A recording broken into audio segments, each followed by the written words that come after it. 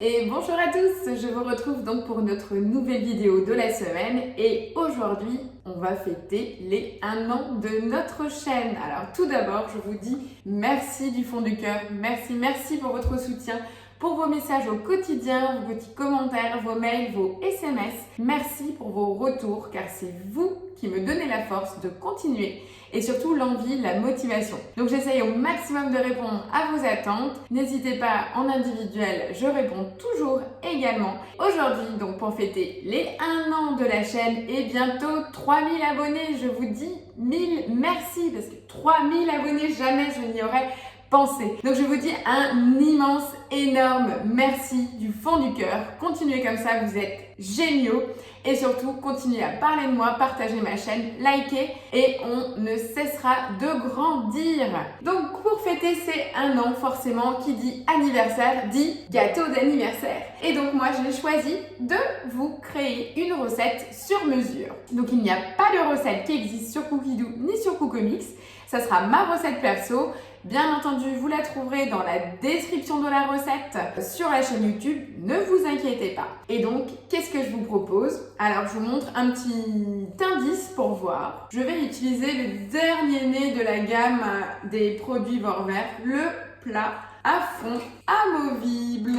Alors, je ne sais pas si vous êtes déjà chanceux ou chanceuse de posséder ce plat. Sachez qu'il fait également partie des cadeaux hôtesses quand on réalise un atelier. Donc ça peut être également une solution pour vous équiper. Donc moi je vais utiliser ce magnifique moule pour réaliser un layer cake à la pistache et à la fraise. Et oui, vous allez découvrir que la pistache c'est vraiment mon péché mignon. Et donc je vous propose de faire une génoise pistache, une chantilly mascarpone vanillée garnie de fraises, à nouveau une génoise, chantilly mascarpone et un magnifique coulis rouge fraise. Donc quelque chose de très girly, quelque chose de printanier parce que bien entendu je suis les saisons et je vous propose cette recette avec des fraises alsaciennes pour changer. Allez, vous êtes prêts?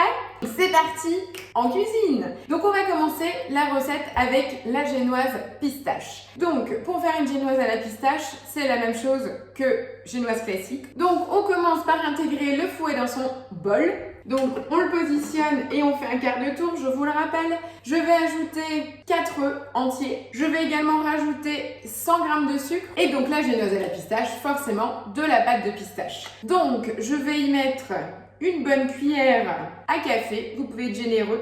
Alors je la rajoute tout de suite, pourquoi? Puisque la pâte de pistache c'est forcément quelque chose de lourd et puisque c'est gras. Et donc du coup le mieux, je préfère en fait le fouetter directement avec les œufs pour mieux l'intégrer et pour ne pas risquer de faire retomber ma génoise une fois qu'elle sera bien blanchie. Donc vraiment, je mets ma cuillère généreuse avec les œufs et le sucre. Donc ça c'est vraiment primordial. Et je vais également ajouter ma pointe de couteau de colorant vert puisque j'ai déjà fait le test à plusieurs reprises. La pâte de pistache va apporter le côté aromatique mais ne va pas apporter le côté vert que l'on attend de la pistache, à savoir qu'effectivement il est toujours amplifié avec du colorant. Donc mon objectif c'est de ne pas avoir un gâteau vert pomme mais juste légèrement coloré puisque si la génoise est plus verte on aura aussi le sentiment d'avoir quelque chose de plus goûtu, plus typé pistache. C'est juste le visuel qui impacte. Donc je vais y prendre une toute petite pointe, c'est vraiment le minimum que j'intègre directement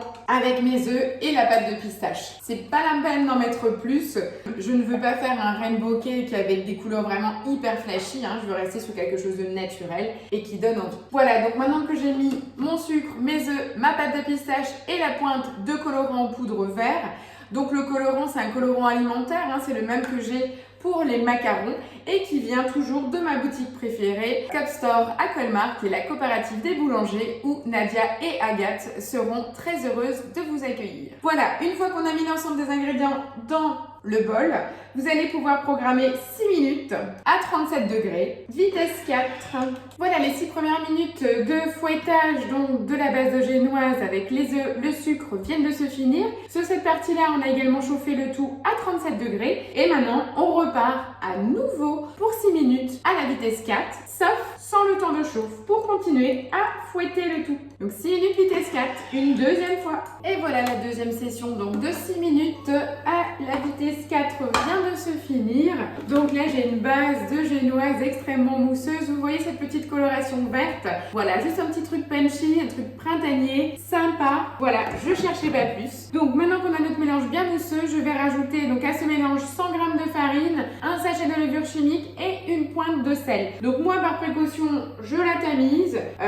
C'est pas obligatoire, vous faites comme vous avez envie. Moi j'ai mon petit joujou qui me plaît bien, donc je vais tamiser. À vous de voir, selon vos envies. Voilà, la farine est donc intégrée et donc c'est là où il va falloir vraiment mélanger le plus délicatement possible. Donc c'est juste 3 secondes à la vitesse 3 au maximum. Vous avez votre fouet, n'oubliez pas. Et voilà, donc le mélange pour ma génoise est maintenant terminé. Je vais pouvoir encore utiliser ma spatule pour lui donner un petit coup pour racler les parois. Je vais retirer mon fouet. Elle est très très belle, elle a la couleur exactement comme je le souhaite. Donc pareil, hein, je reviens juste sur le dosage du colorant. Tout dépendra en fait du type de colorant que vous allez utiliser. Est-ce que vous prenez un colorant liquide? Est-ce que vous prenez un colorant en poudre?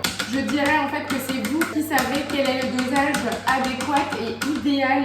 Et puis surtout, c'est vous qui allez choisir la recette, la coloration de la recette finale. Voilà, donc là je racle bien le tout. Ma génoise est très très belle. Et là, tout simplement, après avoir beurré mon moule, je transvase la totalité de la préparation. Voilà, après avoir transvasé la totalité donc de votre préparation de génoise dans le moule, et également, c'est-à-dire le taper juste pour qu'elle s'uniformise, pour qu'on ait un très beau développement. Voilà, maintenant qu'on est prêt, mon four est chaud, il a sonné. Je vais enfourner ma génoise pour 20 à 25 minutes. Vérifiez voir, hein, toujours, je mets toujours un petit delta en fonction de la qualité de votre four, hein, qui chauffe vraiment très très fort. Guettez entre 20 et 25 minutes de temps de cuisson pour la génoise. Une fois que celle-ci sera cuite, vous pouvez démouler, laissez le temps de refroidir. Faites bien attention que le moule soit bien froid et vous allez réitérer exactement la même recette. C'est-à-dire qu'on fait 2 génoises. Donc vous recommencez du début, on recommence 4 œufs, le sucre, la pâte de pistache, le colorant, on fouette une deuxième fois, on rajoute la farine et on transvase. Donc il nous faut bien 2 génoises. Ok? Allez, je vous retrouve tout de suite après la cuisson pour la suite. Voilà, je vous retrouve donc pour la suite de la réalisation de notre dessert, donc le layer cake pistache fraise. Voilà, donc la génoise vient de finir de cuire. Je vais la sortir pour vous la montrer. Le mieux, vous la démoulez et vous la mettez sur une grille pour qu'elle ait le temps de refroidir, pour que pendant ce temps, vous puissiez continuer à préparer la suite. À savoir, on va préparer donc la chantilly mascarpone légèrement vanillée pour garnir l'intérieur de notre génoise avant de le garnir de nos fraises. Alors, on va découvrir la génoise. Je l'ai déjà vue, elle est très très belle. Donc l'intérêt en fait de bien taper le moule sur votre plan de travail, c'est qu'elle pousse de façon équilibrée, que vous n'ayez pas une petite butte sur le milieu. Alors, regardez ça, elle est juste parfaite. Alors, je vais essayer avec le gant. Voilà, donc là on a notre génoise qui est vraiment parfaite, plutôt droite. Donc elle sera très facile à couper. Et donc cette génoise là, j'en ai fait 2. On est bien d'accord, comme ça on va superposer sur 4 étages de génoise. Et bien sûr, crème fraise entre chaque étage. Ah bah oui, on va fêter un anniversaire, il faut quelque chose de gourmand. Je vous ai pas dit quelque chose de light, je vous ai dit quelque chose de printanier et de gourmand. Voilà. Donc là, je vais la laisser refroidir et pendant ce temps, on va s'attacher à faire la chantilly mascarpone. Voilà, maintenant que ma génoise est en train de refroidir, on va donc s'attaquer à la chantilly mascarpone pour garnir notre génoise. Alors, bien sûr, vous recommencez avec un bol propre, lavé et sec. On va intégrer notre fouet, donc je vous rappelle, on le met sur l'axe du couteau et un quart de tour. Après, qu'est-ce qu'on y ajoute? On va rajouter 350 g de mascarpone, 150 g de crème fraîche liquide à 30%. Donc comme d'habitude, j'ai pris ma crème professionnelle que je trouve dans les différentes enseignes comme chez Copstore, le spécialiste de la pâtisserie sur Colmar, ou alors dans les magasins Grand Frais. Donc celle-ci, elle est à 35% de matière grasse. Donc là, c'est parfait pour avoir un résultat optimum. Et je vais encore rajouter 40 g de sucre vanillé au Thermomix. J'ai failli dire sucre glace parce que c'est effectivement l'état. Donc je vous rappelle, hein, c'est du fait maison. C'est une gousse de vanille que j'ai mixée avec 200 g de sucre. Ok? Et donc là, je vais retrouver en fait les petits pigments de la vanille dans ma chantilly. Et donc là, tout simplement, je remets le couvercle avec le gobelet dosage et je vais programmer 1 minute, 1 minute 30. Donc comme je vous le dis toujours, pour la chantilly, le mieux c'est de rester à côté et je vais à la vitesse 3, 3,5. Donc là, j'ai fait 28 secondes hein, pour vous dire. Regardez le résultat. En fait, quand vous avez les bons ingrédients, pas besoin de beaucoup de temps. Là, je vérifie, elle est vraiment prise jusqu'au bas. Donc j'ai vraiment la quantité, hein, je vous rappelle 350 g de mascarpone, 150 g de crème entière à 35% et 28 secondes. Ben, honnêtement, pour l'intérieur, je vais pas la faire prendre plus. On va s'arrêter là. Là, on est prêt. Deuxième étape, vous avez pu constater et apercevoir ici mes magnifiques fraises. Donc elles ont différentes tailles. Alors là, en fait, ce que je vous conseille, donc déjà pour info, j'ai acheté 1 kg de fraises. Je me suis dit comme ça, j'ai de la marge pour garnir généreusement l'intérieur et surtout en garder quelques-unes pour la déco. Donc justement, avant de commencer à préparer vos fraises, couper les queues et tout ça, je vous conseille de retirer une dizaine de fraises quasiment de la même taille, en fait, entre guillemets, calibrer vos fraises que vous allez pouvoir garder pour la décoration de votre gâteau. C'est hyper important puisque finalement le visuel est là, en fait, c'est les fraises qu'on va voir puisque les autres seront cachées à l'intérieur. Donc tout d'abord, je vais retirer une dizaine de fraises pour la déco.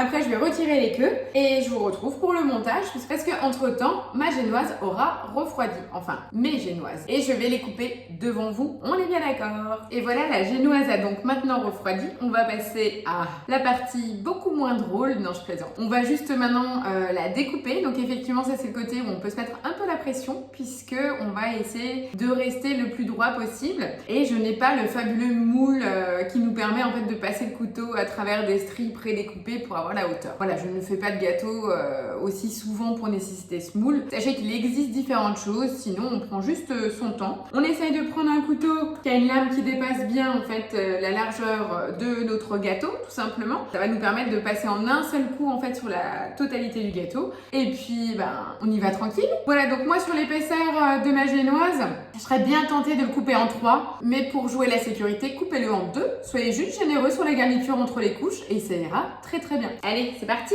Donc on commence sur le côté, on essaye de plaquer la lame en fait au niveau de la moitié du gâteau. Et c'est parti, on ne bouge pas le gâteau et on passe avec sa lame et on fait bouger que la lame sur toute l'épaisseur du gâteau. C'est ça le plus important quand vous choisissez le couteau. Et maintenant, qu'est-ce que ça donne? Voilà, c'est pas trop mal. Et de toute façon, une fois garni, ça ne se verra pas. Et regardez cette couleur verte, elle est juste parfaite. Ça tranche bien avec mes fraises, non? Ah, comme j'ai hâte d'y goûter, vous savez même pas. Allez, du coup, on va maintenant passer donc à la garniture. Donc on a 4 disques, hein. On a la première génoise et la seconde juste ici. Donc au niveau de la teinte, on est quasiment identique, hein, donc on est pas mal du tout. Pareil, un autre conseil, hein, puisque ce type de gâteau, il y a plusieurs étapes, hein, on est bien d'accord. Rien n'est compliqué, ça prend pas non plus tant de temps que ça. Par contre, un conseil, vous pouvez très bien anticiper vos génoises, même 1 ou 2 jours avant, et les mettre au congélateur. Comme ça, le jour J, vous les sortez, elles décongèlent tranquillement et après vous n'avez plus qu'à garnir. Ça peut être aussi une astuce. Donc là voilà, on a nos 4 disques et maintenant je vous propose de prendre le plat de service final puisque je vous déconseille de le transvaser, je dirais, une fois qu'il est terminé et garni. Donc on va prendre un joli plat et on va dresser directement. Donc je vais prendre d'abord un premier disque et je vais prendre ma chantilly mascarpone. Je vais m'armer de ma spatule coudée et je vais étaler. Donc là c'est ce qui va prendre le plus de temps, mais on y va tranquille. On recouvre la totalité de la surface. Voilà, je récupère les quarts de fraises. Donc là j'ai bien calibré mes fraises, je les ai mis de côté et à partir de là je vais disposer mes fraises généreusement tout autour en garniture. Voilà, donc là j'ai garni la première couche. Je vais poser la deuxième partie de génoise. Vous avez vu la hauteur déjà? Ça rigole plus. Donc celle-là c'est celle que je n'avais pas suffisamment tapée. Je vous montre même les défauts, hein, je joue franc jeu ici. C'est pour ça qu'elle a cassé un peu parce que ça a commencé à buller. Donc je la mets bien au centre pour garder la dernière génoise qui est parfaitement lisse. Et on réitère. On voit bien les petits points de vanille. Et c'est reparti. Petite astuce, je vous propose en fait de mettre une partie de la chantilly sur l'arrière de la génoise que vous allez poser en contact direct avec vos fraises, comme ceci, tout simplement. Vous savez pourquoi? Tout simplement, donc je retourne ça sur mes fraises, comme ça va bien coller et je peux reprendre mon montage. C'est vraiment une astuce pour que ça tienne bien. Va falloir être nombreux pour manger tout ça, moi je vous le dis. Allez, je termine le dernier étage et quand j'ai totalement fini, je vous retrouve. Ouais, donc je viens de finir le montage donc des génoises, de la chantilly mascarpone vanillée, des fraises, donc en superposition. Donc maintenant, je veux préparer la nouvelle chantilly mascarpone pour l'extérieur. Donc c'est quasiment la même base qu'avant, à part qu'on a un peu plus soutenu la mascarpone pour avoir une meilleure tenue, mais sur le principe, c'est la même chose. Donc toujours en utilisation manuelle, je vais donc insérer le fouet dans mon bol. Je vais rajouter 600 g de mascarpone, je vais rajouter 350 g de crème liquide entière à 30% et je vais rajouter 120 g de sucre. Donc là j'ai pris du sucre blanc nature, pas de vanille, pour garder vraiment le côté pur, la blancheur pure de la mascarpone.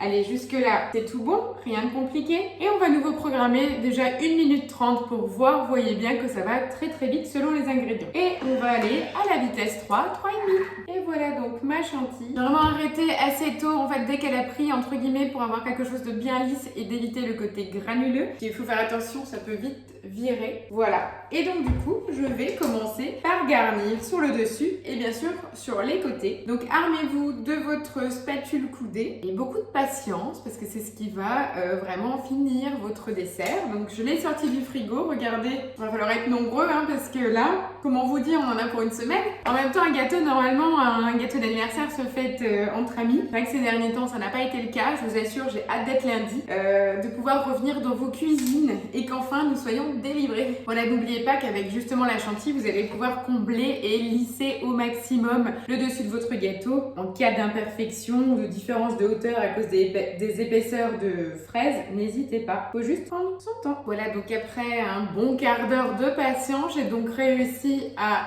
garnir l'ensemble de mon gâteau. Voilà.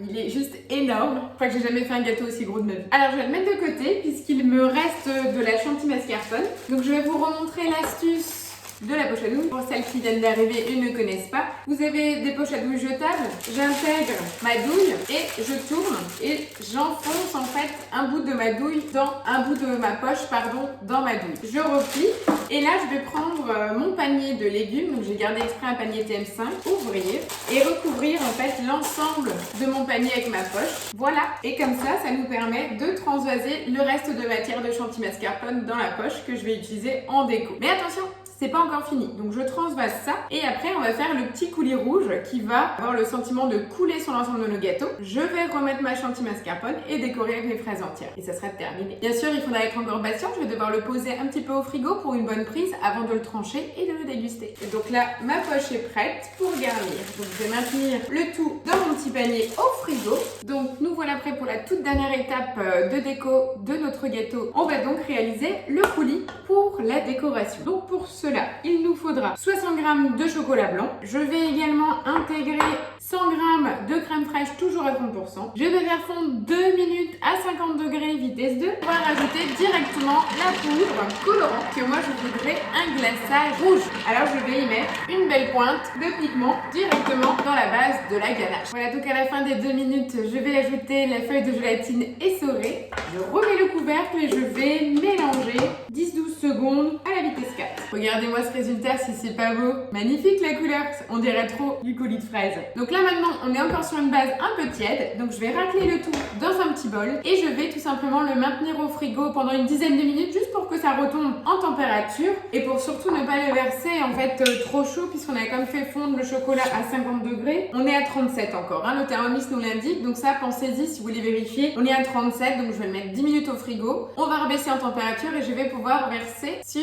le layer cake pour la finition. Bien sûr, je vous montre tout ça en image, vous inquiétez pas. J'ai bien retenu tous vos commentaires, je vais vous montrer chaque détail, la découpe et la dégustation. Et voilà, après avoir laissé refroidir le glaçage, c'est parti. Donc je vais verser la quantité au centre. Je vais pas tout mettre au départ et je vais répartir sur l'ensemble des côtés, voir les coulures qui vont se créer naturellement.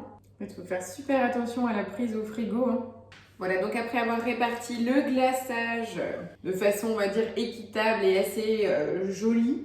Donc pareil, il faut faire vraiment très attention à la prise de votre glaçage au frigo. Et là, je vais venir décorer. Voilà, et donc une fois que j'ai cette base, je vais venir décorer avec mes fraises. J'en ai gardé quelques-unes avec la queue, à vous de voir si vous voulez le laisser pour le côté couleur.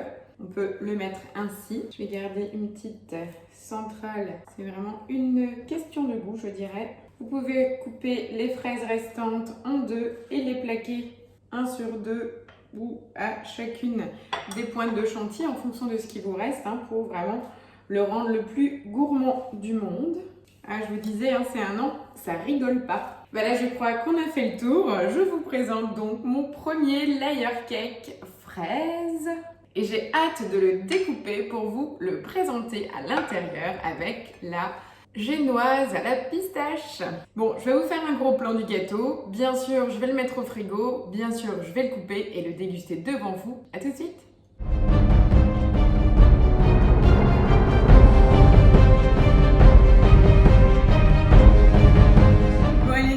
3, 2, 1. Vous retenez votre respiration, prenez un couteau très tranchant et c'est parti. On va découper le gâteau. Et comment vous dire, j'y vais délicatement.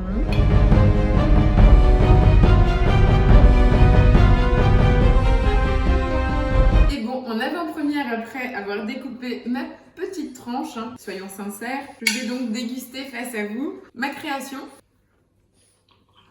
Comment vous dire? Je crois que je vais devoir vous laisser parce que je vais manger toute la tranche et je vais pas en laisser une miette. J'espère que vous avez pris du plaisir à regarder cette vidéo. En tout cas, j'ai mis tout mon cœur parce que tout simplement, sans vous, je ne serais rien. Je vous dis merci, merci du fond du cœur pour cette année où vous m'avez suivi. Continuez comme ça, restez comme vous êtes et surtout continuez à me liker, à me suivre, à partager mes vidéos et continuez vos petits messages d'encouragement. Je vous dis merci et je vous retrouve à la semaine prochaine. Allez, à plus, ciao ciao!